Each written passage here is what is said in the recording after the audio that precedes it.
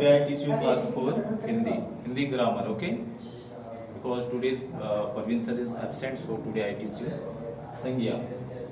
सबसे पहले संज्ञा किसको कहते हैं ना, तो किसी प्राणी, वस्तु, स्थान और भाव के नाम का बोध कराने वाले शब्दों को संज्ञा कहते हैं। स्वयं हम लिखते हैं पहले परिभाषा संज्ञा।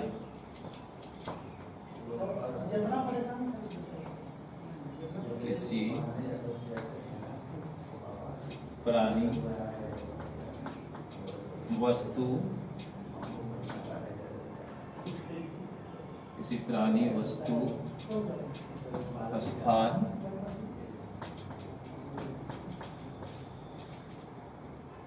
और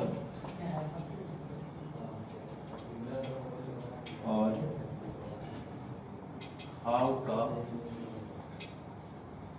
किसी प्राणी, वस्तु, स्थान और भाव के नाम का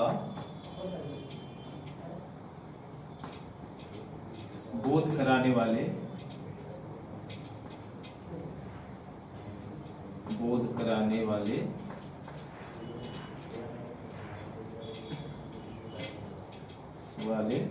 शब्दों को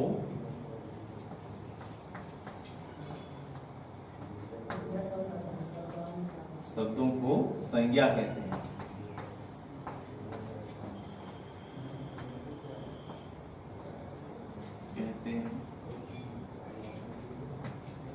सबसे पहले संज्ञा, किसी प्राणी, वस्तु, स्थान और भाव के नाम का बोध कराने वाले शब्दों को संज्ञा कहते हैं। ठीक है, जैसे मोहन पटना, घड़ी, ताजमहल,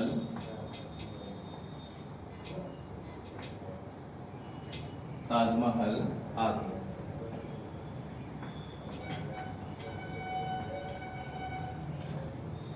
संज्ञा के सबसे पहले क्या है कि संज्ञा किसे कहते हैं? संज्ञा किसी प्राणी, वस्तु, स्थान और भाव के नाम का बोध कराने वाले शब्दों को संज्ञा कहते हैं। जैसे मोहन, पटना, घड़ी, ताजमहल आदि। ठीक है, फिर अब हम बात करते हैं संज्ञा के भेदों के बारे में। संज्ञा के 3 भेद होते हैं, क्योंकि इस बुक में 3 भेद उल्लेख है, सो संज्ञा के 3 भेद होते हैं। संज्ञा के भेद,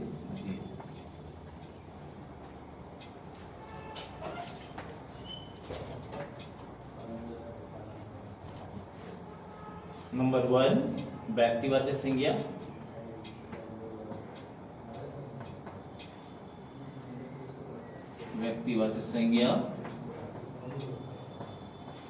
नंबर 2 जातिवाचक संज्ञा,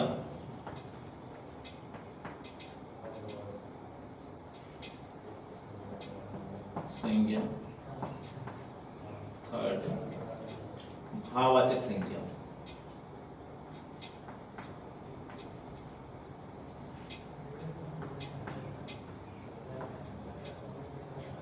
संज्ञा के भेद, संज्ञा के कितने भेद होते हैं? 3 भेद होते हैं। कौन कौन? व्यक्तिवाचक संज्ञा, जातिवाचक संज्ञा और तीसरा भाववाचक संज्ञा।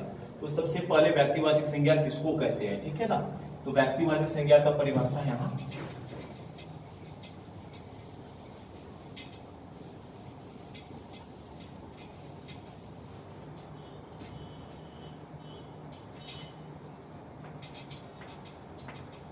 व्यक्तिवाचक संज्ञा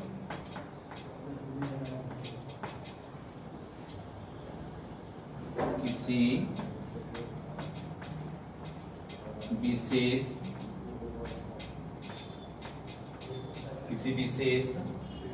व्यक्ति,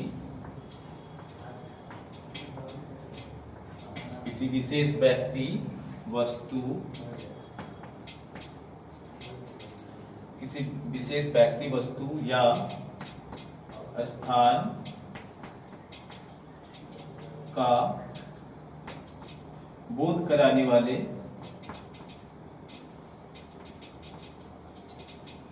बोध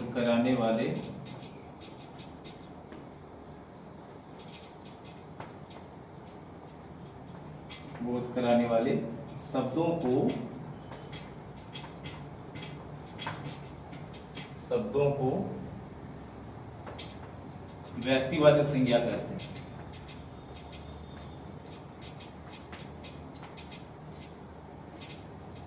व्यक्तिवाचक संज्ञा कहते हैं।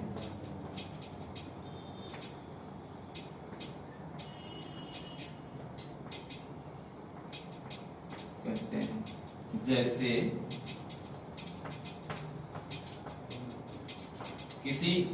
किसी विशेष व्यक्ति, वस्तु या स्थान का बोध कराने वाले शब्दों को व्यक्तिवाचक संज्ञा कहते हैं। जैसे विशेष मीन्स मोहन, श्याम,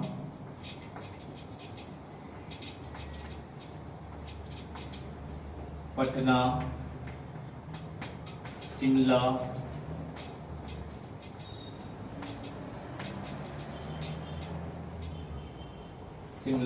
आदि।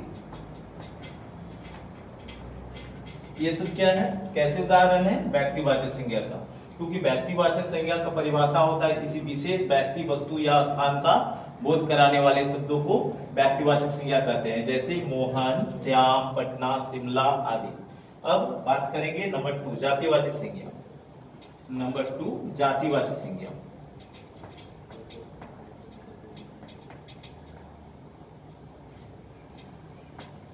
जातिवाचक संज्ञा किसी व्यक्ति,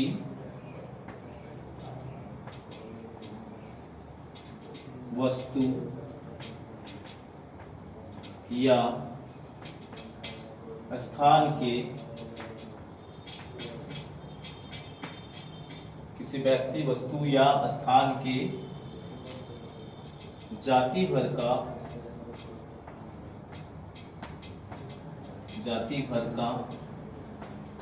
बोध कराने वाले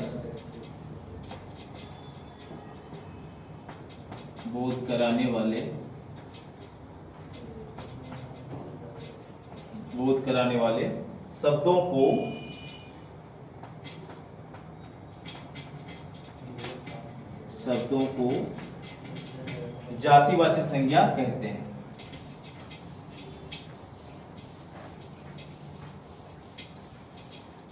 बोध कराने वाले शब्दों को जातिवाचक संज्ञा कहते हैं।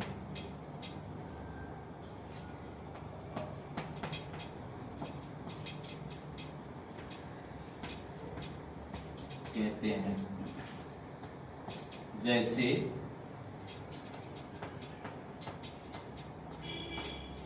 फल, फूल, पक्षी, वर्ग, शिक्षक आदि।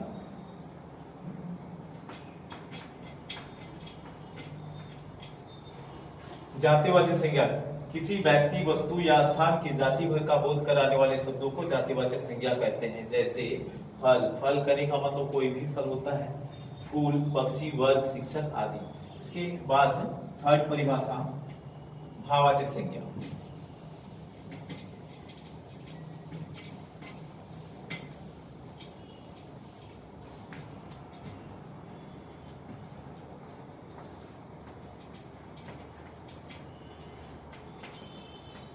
भाववाचक संज्ञा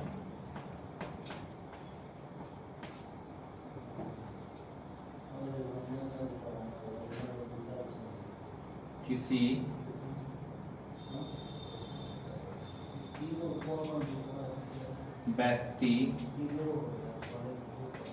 व्यक्ति, वस्तु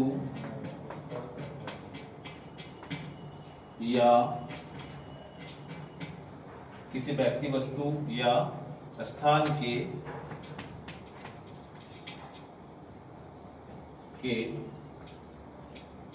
गुण,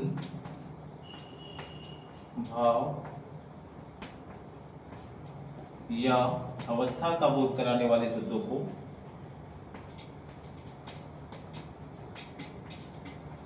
अवस्था का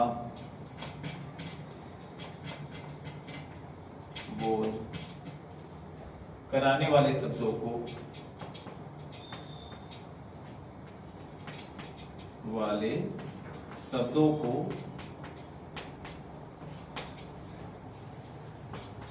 भाववाचक संज्ञा कहते हैं। भाववाचक संज्ञा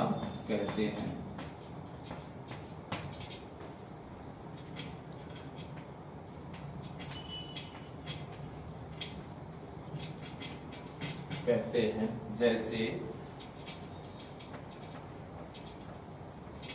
बचपन, गर्व, ममता,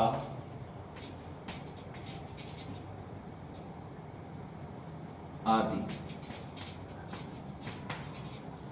सबसे पहले संज्ञा किसे कहते हैं? किसी प्राणी, वस्तु, स्थान या किसी प्राणी, वस्तु, स्थान और भाव के नाम का बोध कराने वाले शब्दों को संज्ञा कहते हैं। जैसे मोहन, पटना, श्याम, लाल किला, ये सब संज्ञा के उदाहरण हो गए। अब संज्ञा के भेद। संज्ञा के 3 भेद होते हैं: व्यक्तिवाचक संज्ञा, जातिवाचक संज्ञा और भाववाचक संज्ञा। व्यक्तिवाचक संज्ञा किसे कहते हैं? किसी विशेष व्यक्ति, वस्तु या स्थान के भाव का बोध कराने, किसी विशेष व्यक्ति, वस्तु या स्थान के नामों का बोध कराने वाले शब्दों को व्यक्तिवाचक संज्ञा कहते हैं। जातिवाचक संज्ञा किसी व्यक्ति, वस्तु या स्थान के जाति भर का बोध कराने वाले शब्दों को जातिवाचक संज्ञा कहते हैं। जैसे फल, फूल, पक्षी, वर्ग, शिक्षक आदि। थर्ड वन, भाववाचक संज्ञा किसी व्यक्ति, वस्तु या स्थान के गुण, भाव या अवस्था का बोध कराने वाले शब्दों को भाववाचक संज्ञा कहते हैं। जैसे बचपन, गर्व, ममता आदि। तो ये सारी चीज हो गए संज्ञा के बारे में। थैंक्स।